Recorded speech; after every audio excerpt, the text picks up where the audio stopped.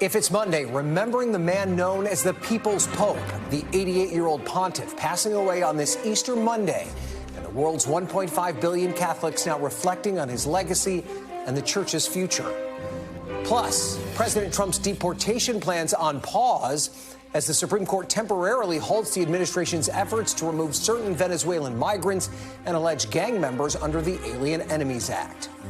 And President Trump publicly stands by his Secretary of Defense in the face of new revelations about his handling of sensitive information and new questions about his leadership at the Pentagon.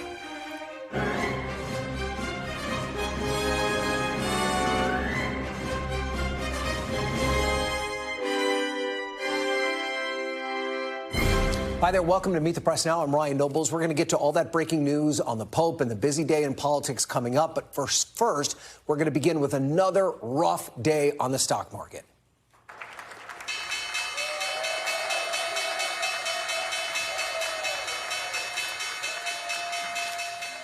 The trading day just wrapped up with the Dow tumbling nearly 1,000 points. The major indices all fell by roughly 2.5%. And now have fallen roughly 10% since President Trump's so-called Liberation Day tariff announcement. The latest sell-off coming as President Trump lashed out once again today at Fed Chair Jerome Powell. The trading day had just begun when the president called Powell a, quote, major loser on social media, urging him to lower interest rates. It comes after suggesting last week that he might try to fire Powell. It's worth noting that Trump picked Powell in his first term to run the Fed. The pressure campaign has sparked fears among investors who look to the Federal Reserve to act as an independent body, not as a political arm of the White House. NBC News business and data correspondent Brian Chung joins me now with more on today's market sell-off. Brian, I'm sure many of us are looking at our 401ks wondering, when is this going to end? What was it today that drove the sharp market drop, and should we expect a further market decline in the coming days? Yeah, Ryan, as we've been talking about with the market volatility, until there's more certainty for investors, until they get a better idea of exactly what the next few weeks and months are going to look like on the tariff front, then we won't get more, or less volatility in this market. But now compile on top of the tariff policy the concern that the independent steward of the monetary policy here in the United States, which is the head of the Federal Reserve, might be under fire from the president. You can see markets really rattled today after the S&P 500 and the Dow Jones closed the day just a few minutes ago, down about 2.5%. I want to point out that's off the lows of the day. On the Dow Jones, we were down as much as 3.4% in the middle of the afternoon before there was a little bit of a bid into the closing bell. But a lot of this is in response to that Truth Social post from the president early this morning, where, as you mentioned, he described Mr. Powell, his own pick during his first administration, as Mr. Too Late, also describing him as a loser, suggesting that he wanted the Federal Reserve to lower interest rates as the president is also ratcheting up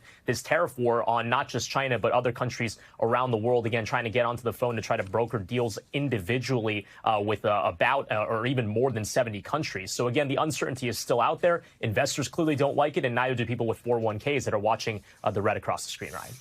And let's get into this, what Donald Trump wants the chairman to do. He's asking him to cut interest rates. I mean, what effect could lower rates have on the economy and markets, especially when there's still a serious worry about inflation?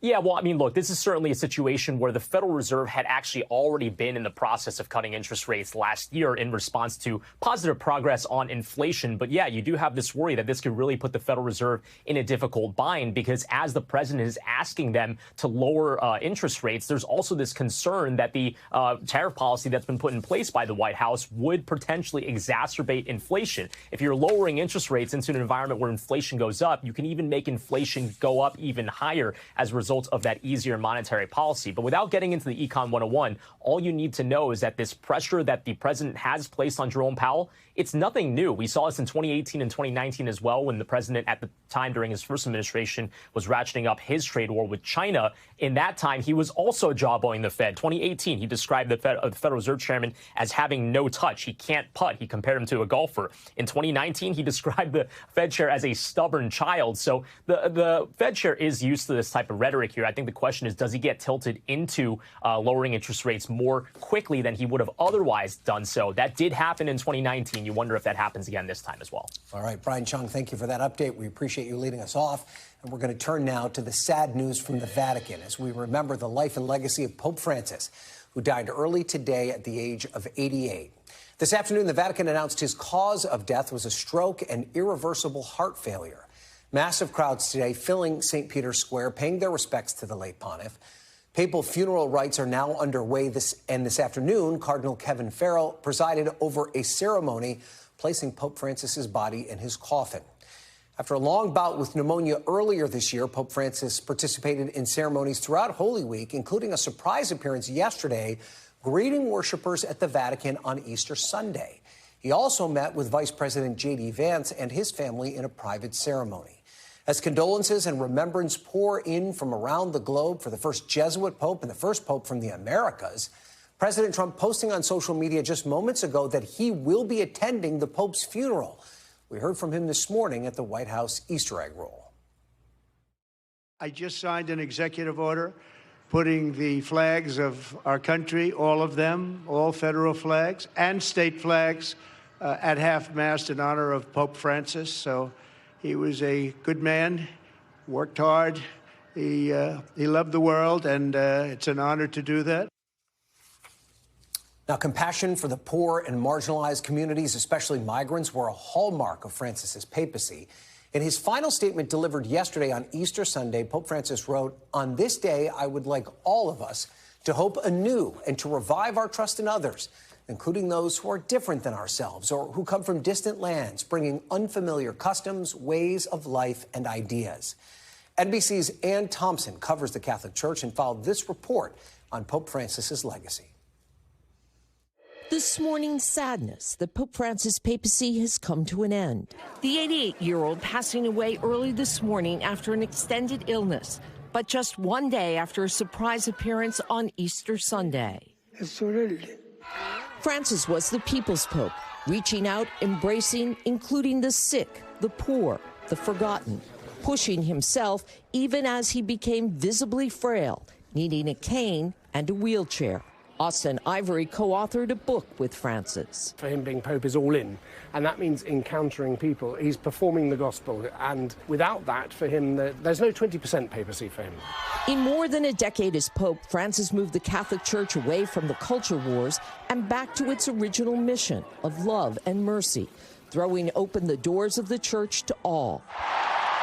When he was elected in March 2013, few imagined he would be a transformative figure, preaching with actions and words, saying, "Who am I to judge?" when asked about a gay priest at his first in-flight press conference, declaring, "I am a sinner," accusing the Vatican bureaucracy he sought to reform of spiritual Alzheimer's, a plain-spokenness not always welcomed by church officials.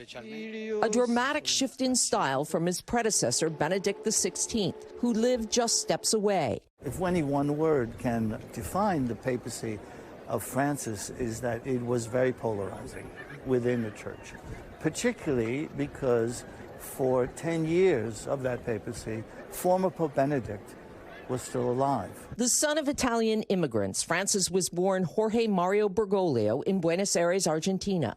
He studied to be a chemist, but was called to be a priest, rising through the ranks of the church to Cardinal of Buenos Aires, riding the subway, becoming the bishop of the slums, bringing to Rome a humility that would define his papacy, rejecting the Vatican's luxuries for a simpler style. He traveled to 67 nations, including a triumphant visit to the United States in 2015. Cardinal Timothy Dolan was the Pope's host in New York. He loved New York. He had never been here, and he was kind of mesmerized by the size, and he was very, very moved by the enthusiasm of the welcome. Francis was the first pontiff to address a joint meeting of Congress. The land of the free and the home of the brave. Urging lawmakers to apply the golden rule to those seeking a better life in the U.S. Let us treat others with the same passion and compassion with which we want to be treated. Yet Francis' tenure could not escape the scourge of child sex abuse. Shocking revelations in the U.S. and around the world led Francis to toughen church laws against such abuse to better protect children and vulnerable adults. He elevated the role of women in the church in a series of firsts, making a woman head of a Vatican department, giving a woman a vote in the Synod of Bishops, and appointing a woman to oversee the Vatican city-state. A man driven by his mission and the pressure of limited time. Especially in recent years, suffering from illnesses after damage to his lungs as a young man. Earlier this year, Francis hospitalized for over a month with pneumonia, but returning to the public eye just weeks ago, greeting crowds, thanking his hospital staff, and meeting world leaders, including Vice President J.D. Vance yesterday. And on Easter in St. Peter's Square, out in the Pope Mobile greeting the faithful, the last time the world would see this leader of the Catholic Church, who tried to keep this 2,000-year-old institution vital in our modern world by practicing what he preached.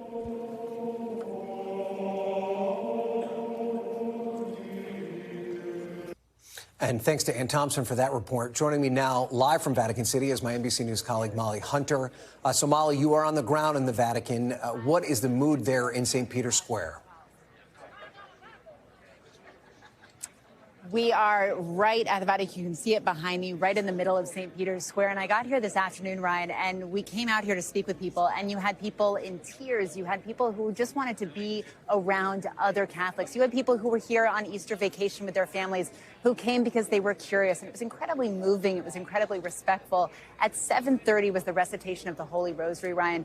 And it was the first moment, kind of the first official moment that people could really gather and pray together. There was beautiful music. And we spoke with an American couple, Ryan, Carol and Martin Apfel from Detroit.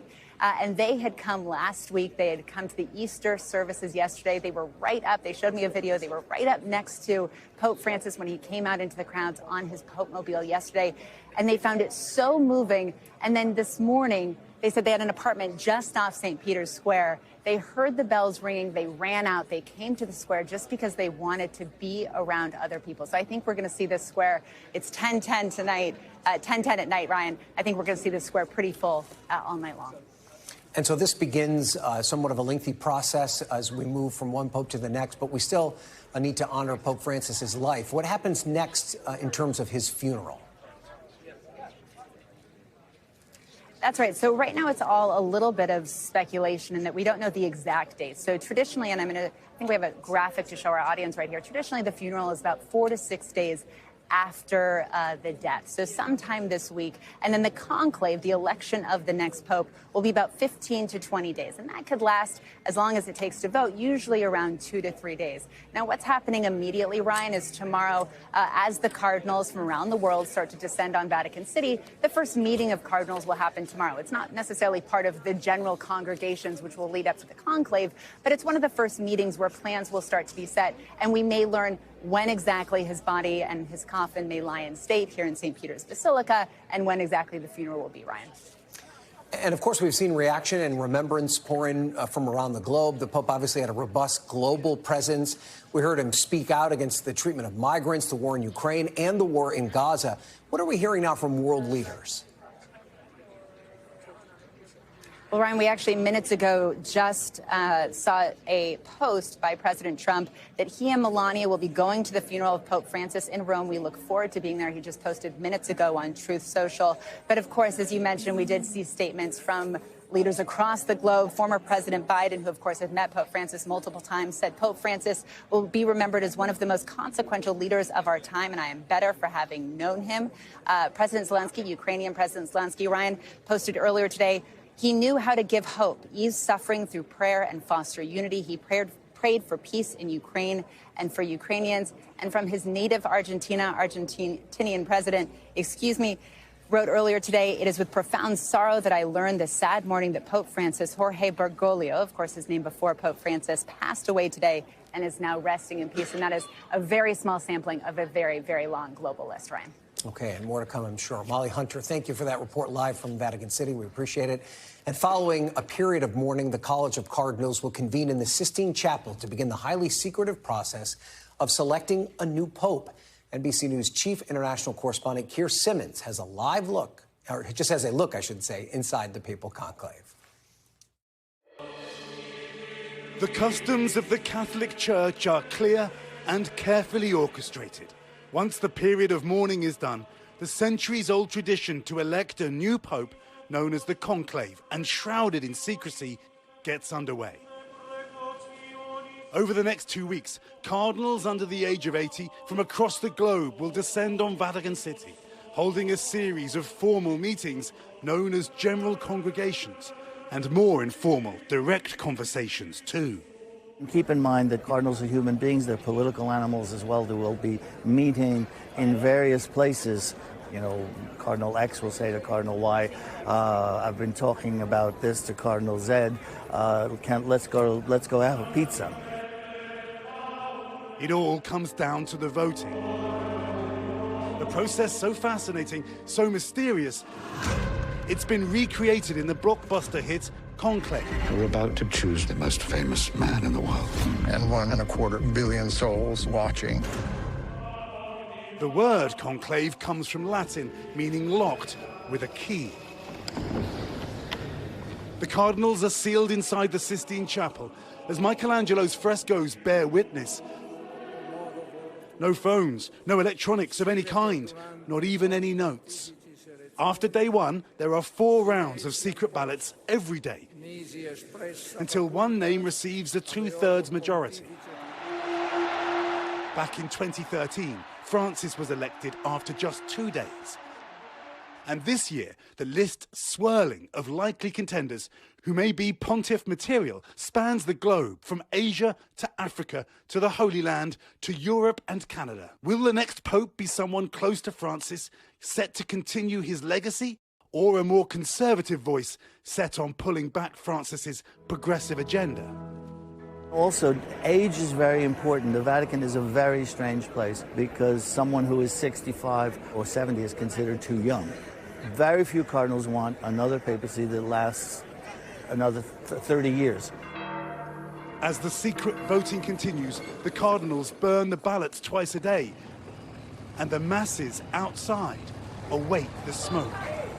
Black smoke means no pope yet, and white smoke Habemus Papam announces a pope has been chosen. And thanks to Keir Simmons for that report. Coming up, the escalating legal and political fight over the Trump administration's deportation efforts. We'll get a live report from El Salvador, and I'll talk to one of the immigration rights lawyers at the center of a crucial case challenging the White House's use of wartime powers. Don't go anywhere. You're watching Meet the Press Now.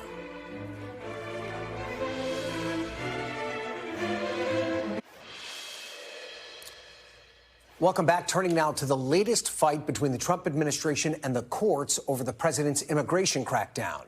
In a rare overnight order this weekend, the Supreme Court temporarily blocked the Trump administration from deporting Venezuelan migrants and alleged gang members under the Alien Enemies Act. The Trump administration now asking the Supreme Court to lift that hold. This video captured by NBC News on Friday afternoon shows a bus with Venezuelan migrants departing the Bluebonnet Detention Center and heading towards the airport in North Texas before abruptly turning around and returning to the ICE facility. An administration official confirming the U-turn came after DHS was told to cancel the trip, while a court hearing about those detainees was underway. Joining me now is NBC News senior Homeland Security correspondent Julia Ainsley and NBC News correspondent David Noriega, who is on the ground in El Salvador. Julia, let's start with you. What do we know about these migrants who are about to be deported? Well, there are about 28 of them. We've seen a list of those names. Now, 9 of them were given, there was some level of detail given about 9 of them to Fox News, including some pretty long rap sheets. But that leaves out 19 people. Some of those have actually been interviewed by NBC. In fact, Vaughn Hilliard was able to speak to one of them inside. Now, these are people who say that they have no ties to TDA. Many of them, especially the one Vaughn interviewed, no tie to TDA or MS-13. Those are the 2 gangs that were singled out to be sent to El Salvador under the Alien Enemies Act. And despite some tattoos, it's really hard to figure out exactly why they pick these people, especially if they're tattoos that have seemingly no real connection to the gang MS-13, which has very explicit tattoos, or Tren de Aragua, which also uses a few, although some are more nebulous, like a rose, but there's some that are very clear-cut to that gang. So we've seen a lot of cases where people can explain exactly why they have certain tattoos. And look, all this comes down to the fact that they weren't given due process. So we don't get to see how it'd be presented in a court of law, any criminal allegations in their past, what they've been convicted of, who they may have paid when they came across the border. We don't get to see that because we're really being told to take them at their word. Okay, so there's been a lot of developments in the courts. Yeah. The Supreme Court ordered the Trump administration to pause the deportations. Did they explain their reasoning? And we did have two justices, Scalia and Alito, that disagreed with that order. Why? Yeah, it's getting really fractured across the district courts and who should exactly be weighing in at this point. But 7 out of the 9 justices said, in fact, there should be a pause on Trump deporting immigrants under the Alien Enemies Act. And they wanted to wait until the Fifth Circuit could weigh in part because it looked like the Trump administration was not obeying their order to give people due process. They first said, yes, he can use the Alien Enemies Act, but people have the right to prove whether or not they're part of these classes that are now considered enemies. Right. Of course, that was the same kind of rights we gave the Nazis in World War II. It's hard to imagine we wouldn't do that in this case. But you saw a strong dissent from Alito and from Thomas saying that this was going way beyond the court's jurisdiction, that they should have left it up to the Northern District of Texas that did not grant a class temporary restraining order that would have allowed this to happen. And they should have allowed the Fifth Circuit to weigh in. And they thought that the Supreme Court was overstepping there. And I know there's another case you're watching closely, of course, the case of Kilmar Abrego Garcia, the government facing a deadline now to provide some answers. What are you watching for here? Yeah, this could actually be one where we get more answers than we've seen in some of the broader cases. Even though it's so narrowly about Kilmar Abrego Garcia, what the judge in this case has asked for, and she may walk toward a contempt order if she doesn't get it, is details about that contract between the U.S. and El Salvador. We know there are a lot of secret parts of this contract, how much the U.S. is paying, how long people are staying there, what the conditions are like, anything about how they can appeal or ever get out of there. And right now, that's all been in a black box. So she's asking for those answers so that the plaintiffs in this case, or rather that Kilmar Abrego's legal team can say, look, he doesn't meet these criteria. He should not be there. And so perhaps this is one avenue, although in the past, they've really been reluctant to provide answers on anything having to do with this prison. Okay, Julia Ainsley, as always, watching a lot for us today. Thanks, we appreciate it. Let's go now to El Salvador. That's where David Noriega is standing by.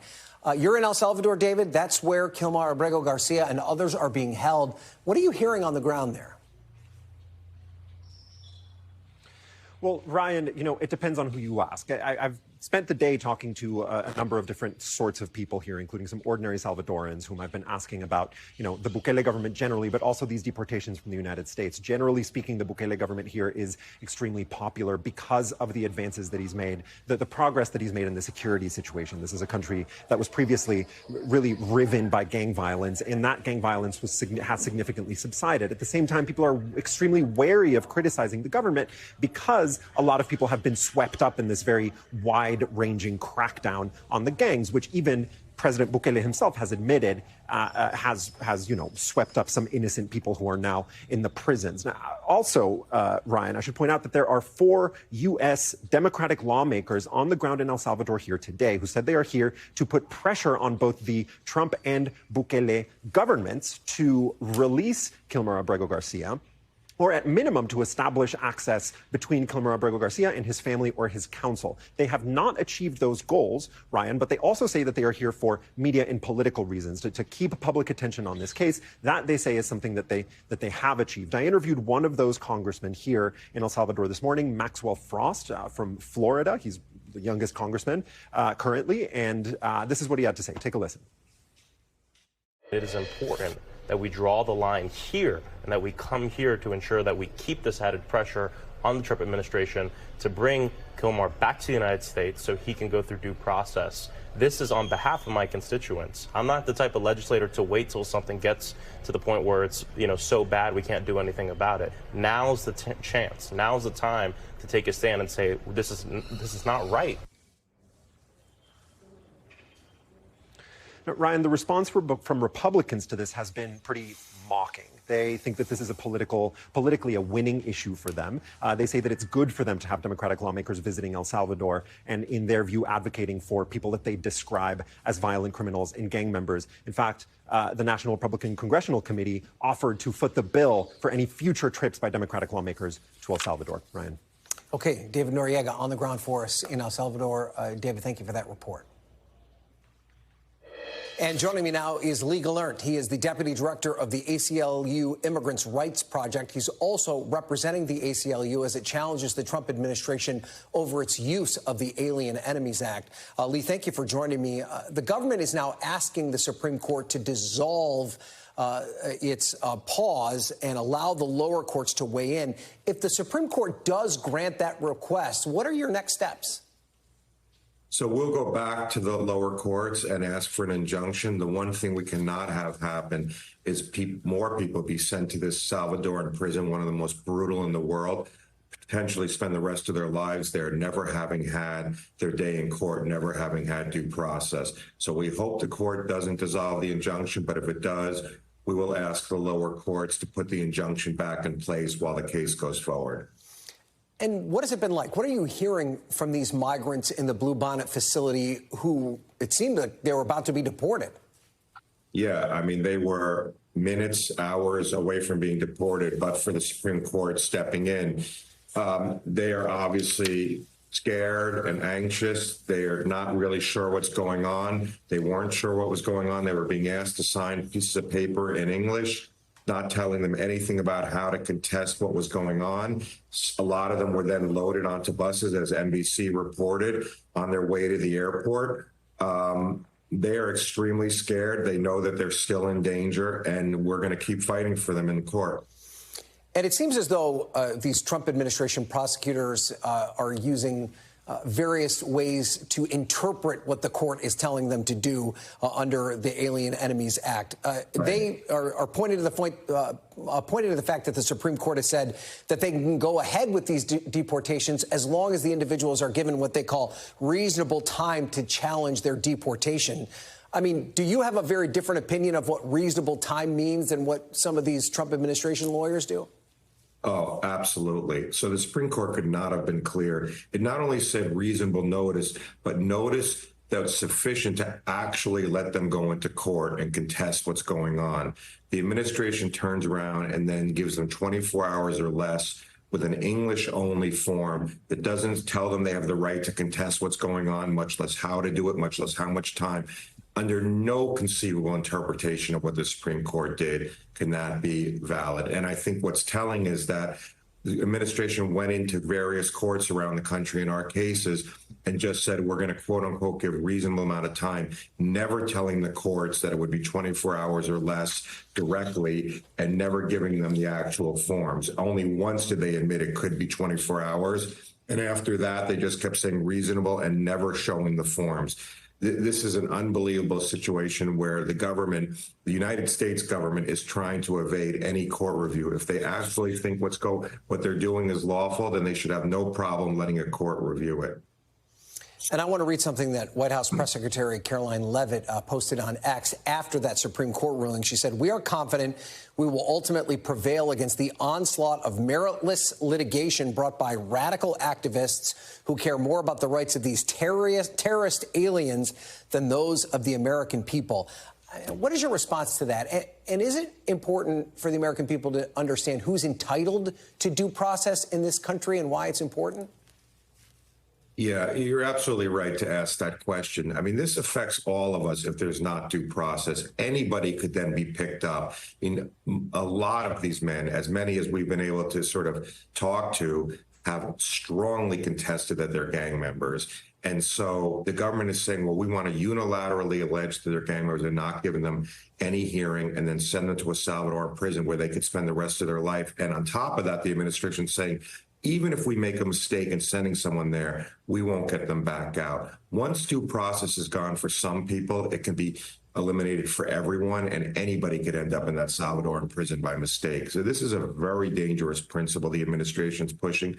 Due process protects us all, and we can't pick and choose who's going to get due process.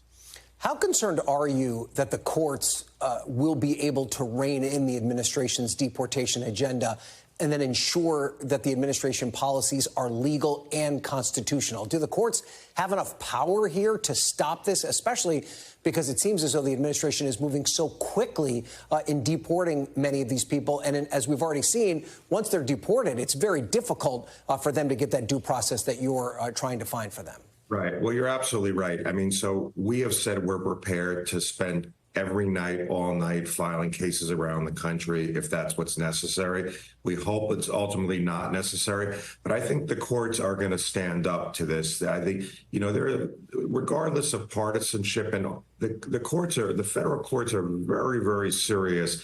And I think what they're going to demand is that the administration provide due process and allow them to really look at these issues. And so we're hopeful that the federal courts will stand up to this and will not let the administration continue to evade review. Okay, Legal Alert, thank you so much for your time. We appreciate it. Thanks for having me. And up next, Defense Secretary Pete Hegseth back in the spotlight and facing fresh backlash over his leadership at the Pentagon and his handling of sensitive military information. The details, the responses, and the fallout is next. You're watching Meet the Press Now.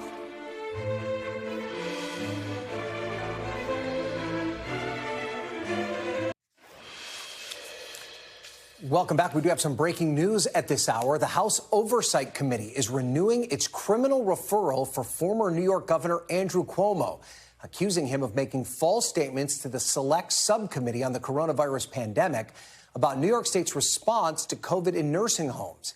In a statement, Chairman James Comer accused Cuomo of orchestrating a cover-up to shield himself from responsibility. Cuomo's lawyers have said in the past that he was not trying to mislead the committee when he testified last year. After resigning his office over accusations of sexual harassment in 2021, Mr. Cuomo is currently trying to stage a political comeback as a candidate in this year's New York City mayoral election.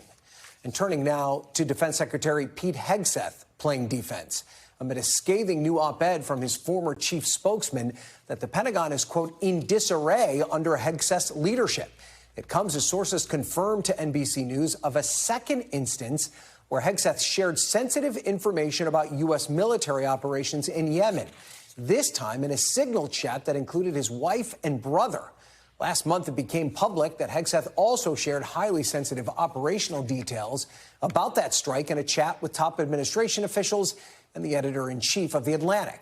Hegseth brushed off this report this morning, blaming a, quote, disgruntled former employees for leaking the story. You know, what a big surprise that a few leakers get fired and suddenly a bunch of hit pieces come out. I have spoken to the president, and we are going to continue fighting on the same page all the way. President Trump, meanwhile, remains publicly defiant that Hegseth's job is safe, saying today that he has great confidence in his defense secretary. Confident, Hegseth? Do you remain confident in Hegseth? Oh, President Trump. Why do you even ask a question like that? There was a new report this weekend that he used in a separate chat that included some family members. It's all just the same old stuff from the media. That's an old one. Try finding something new. Joining me now from the Pentagon is NBC News senior national security correspondent Courtney Kube. So what do we know about this second signal chat, Courtney? Who was involved and how much information was shared? Yeah, it's definitely a new one, as opposed to what President Trump just said. And why it's so different here is that the first signal chat that we all reported on several weeks ago was created by National Security Advisor Mike Waltz. He acknowledged that. And why that one got so much attention is because he inadvertently added a journalist, Jeffrey Goldberg from The Atlantic, into the chat. Ryan, at the time, that seemed to be the biggest offense to the Trump administration and to the White House, was the fact that a journalist was added here. Well, now fast forward, and according to some great reporting by the New York Times that NBC News has matched, is that, in fact, Secretary Hegseth also created his own signal chat, and he was sharing information about the same strikes against the Houthi rebels in Yemen. But in this case, it wasn't a bunch of cabinet members and senior White House officials who were part of that chat. It was his family members. It was his wife, it was his brother, and it was his personal attorney who were on this. Why that is so critical is one of the defenses at the time about the information on the first signal chat was the fact that the people on there would have a right to know, would have a need to know about some of those. Well, that is a nearly impossible argument to make in this case. Family members, his brother, who actually does have a role here at the Department of Defense, he's a liaison from the Department of Homeland Security. His personal attorney is a Navy reservist and has a role here at the Pentagon that we know very little about, frankly. But the idea that they would need to know information about a strikes against Houthi rebels, it really flies in the face of reason here in this case, Ryan. And that is why this chat is getting additional attention. It is a completely different story than the first one that we spoke about several weeks ago. Yeah. And Courtney, do we have any indication whether Hegseth has continued to use signal in the aftermath of these two incidents? Officials have not are not saying one way or the other, but the reality is we know that it is an encrypted app that officials in the administration have used. We know that the previous administration used it as well. The critical piece here is not the fact that signal is used, it's what is being transmitted on it. Coordination, even policy discussions, information about upcoming schedules or things, all of that would most likely, in most cases, be appropriate. But when you're talking about information about an imminent, upcoming military operation where men and women's lives could be in direct danger if that information got out, signal is simply not an appropriate venue for that kind of information, Ryan. And we know several Democrats, now one Republican in Congress, are at least suggesting that Hegseth be removed as defense secretary. But as we heard, the president really stood by him this morning. Is there really any indication that Hegseth could be removed from office? Yeah, and officials here are defiant about the notion that the president is in any way upset with the secretary about this. The reality is we simply don't know one way or the other. Secretary Hegseth, as you said, took the exact same stance that he took during the first Signal story, and that was to blame the media and not to actually address the allegations that are in either of the stories. It's the same thing that Sean Parnell, his chief spokesperson, said in a statement last night. He immediately attacked the reporters rather than addressing whether, in fact, there was a Signal chat that spoke about these strikes. Okay, Courtney Kube, thank you. After the break, the political price of President Trump's economic agenda, as nearly half of Americans now expect a recession within the next 12 months. That's according to a new CNBC poll. You're watching Meet the Press now.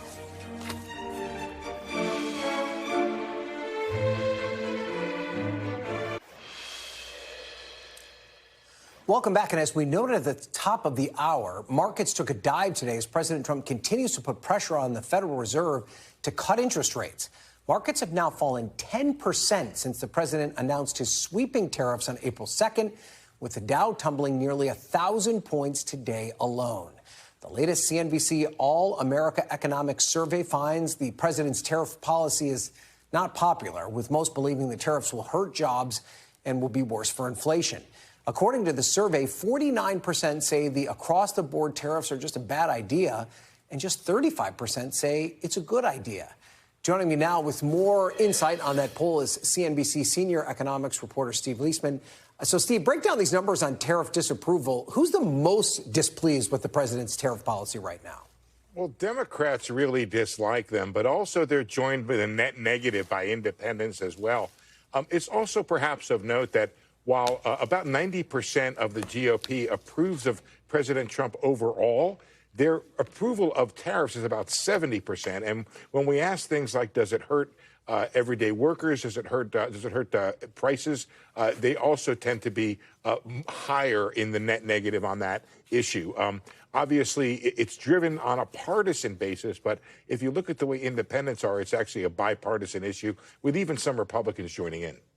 And we've already talked about how there's a lot of worry about the state of the economy right now, but who's getting the blame for it? Is it President Trump that's taking the blame? In part, again, when it comes to independents and Democrats, yes. Less so for Republicans. But actually, I was just checking that number. 15% of Republicans say that if there is a recession, President Trump would be to blame. So it's not a big number, but he's losing a little bit at the edges. And I think the key here is he doesn't lose their overall support, but on these economic issues, which was a key issue for the president and getting him elected, he seems to have lost some support even from his base. Now, today was obviously a pretty difficult day for the markets. It seems like there's been quite a few of these difficult days for the markets over the past couple of weeks, driven in part by President Trump's pressure on Fed Chair Jerome Powell. Put this into context for us. How unusual is it for a president to put so much public pressure on a Fed chair like this? And what does that pressure mean for the central bank? Well, it was almost not done publicly for many decades. I can't even remember the last time. I think there was a comment from the first George Bush who made one public comment. I think it was actually after he left office. It was not uncommon for a president, either through his Treasury Secretary or behind closed doors, to put some pressure on the Fed, and it could be either ignored or accepted. When it was accepted, it generally led to bad economic outcomes. For example, during the 70s and the Arab oil embargo. But it is very unusual for a president to make these kind of public comments about the Fed, and it is equally unusual, in fact, unprecedented for a president to be calling publicly to be talking publicly about the possibility of dismissing the Fed chair before his term is up. Okay. Steve Leisman, as always, thank you for that. We appreciate it. Still to come, deportations, due process, and Democrats.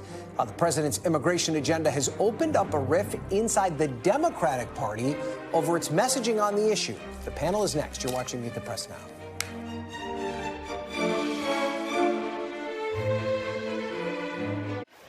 This is the distraction of the day. The art of distraction. Don't get distracted by distractions, we say, and here we zig and zag.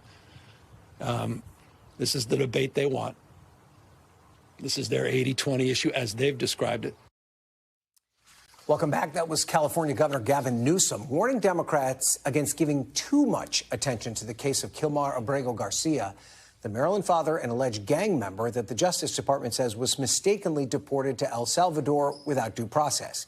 Here's what Maryland Senator Chris Van Hollen, fresh from meeting with Abrego Garcia in El Salvador, had to say about Governor Newsom's comments on Meet the Press over the weekend. How do you respond to Governor Newsom? I don't think it's ever wrong to stand up for the Constitution. And this is not about one man. If you deny the constitutional rights of one man, you threaten the constitutional rights for everybody. I think Americans are tired of elected officials or politicians who are all finger to the wind, what's blowing this way, what's blowing that way. And anybody who can't stand up for the Constitution and the right of due process doesn't deserve to lead. And to discuss Democrats' mixed messaging and more, let's bring in our panel, political correspondent and congressional reporter, I should say, Nicholas Wu, former communications director for Vice President Kamala Harris and Representative Nancy Pelosi, Ashley Etienne, and former Florida Republican Congressman Carlos Curbelo. He's also an NBC News political analyst. All right, so, Nick, 4 House Democrats are in El Salvador right now, or David Noriega is with him. So it appears that they're siding more with Senator Van Hollen than they are Gavin Newsom in terms of bringing attention to this Abrego Garcia case.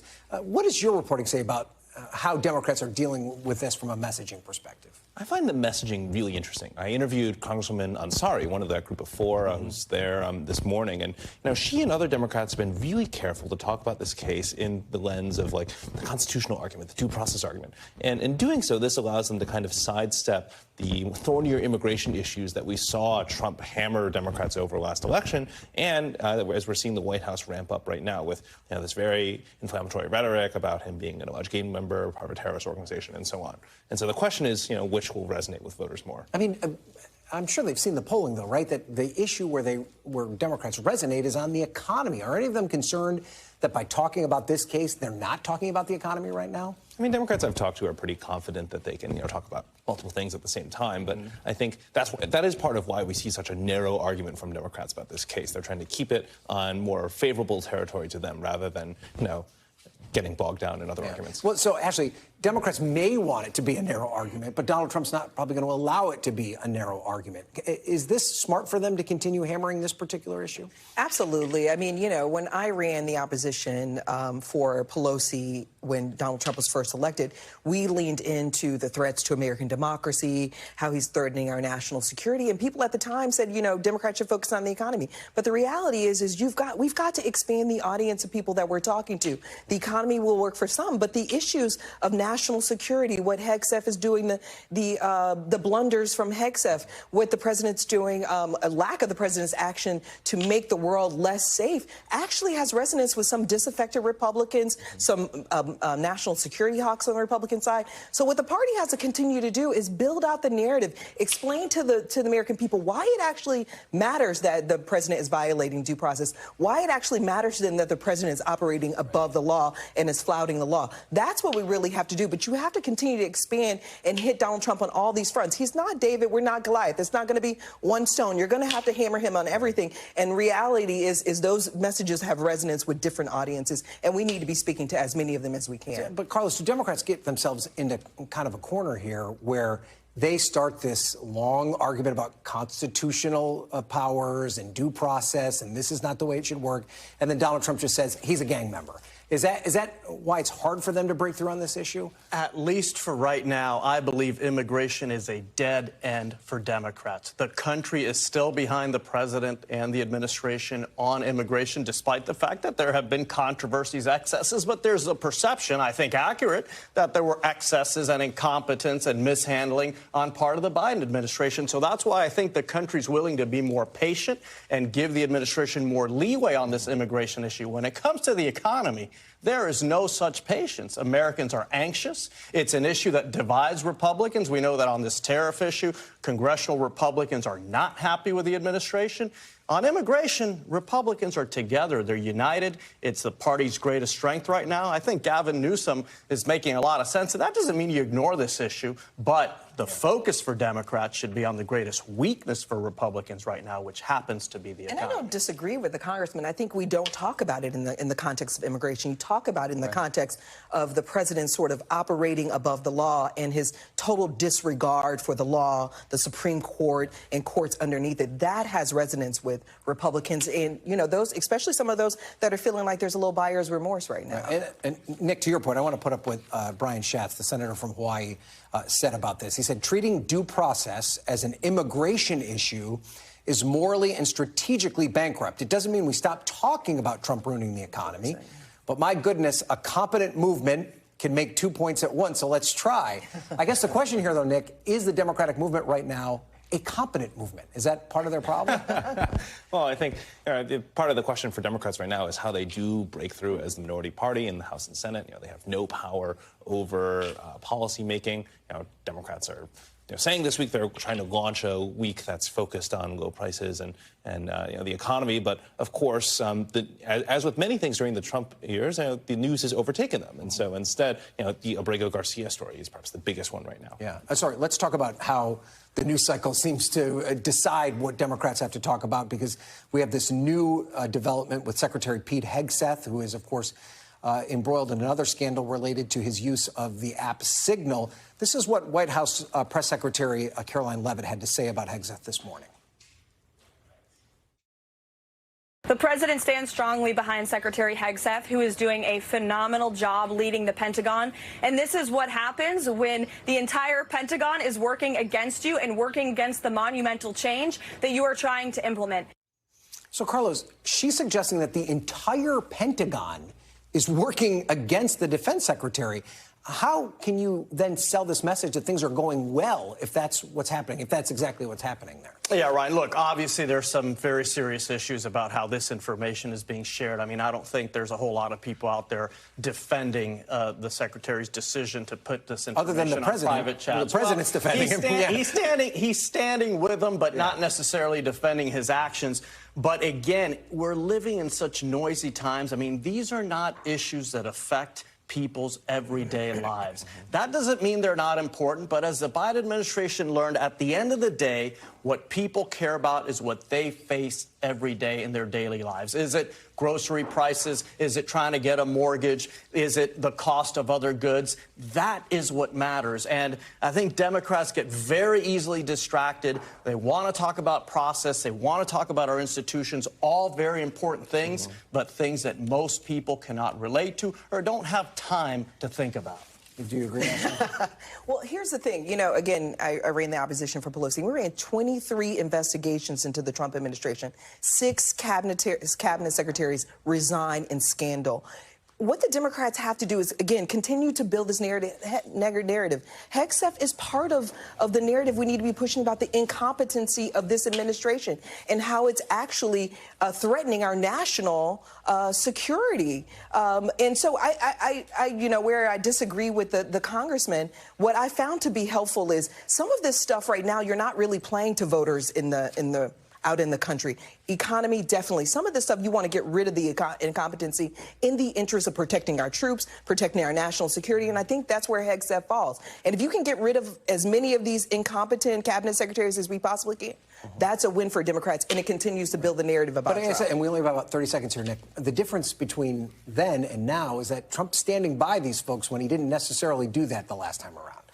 Yeah, I mean, it makes it. We've seen the president really dig in to defend his people after he, especially with someone like Hegseth, someone he's seen on TV, someone he seems to like as a fighter. But the question is, whether there will be enough political pressure to force him out. Well, there's a bipartisan call now for his resignation. So Republicans are starting to step up and push back on Hegseth. All you need is one. You start with one. Quickly, to be fair, very quick. The Biden administration did not hold their defense secretary accountable for some of his. We've got to go. Sorry, Carlos. We're back tomorrow with more Meet the Press Now. Hallie, it was Carlos's fault, but the news starts with you right now, 4 seconds late. Thanks for watching. Stay updated about breaking news and top stories on the NBC News app or follow us on social media.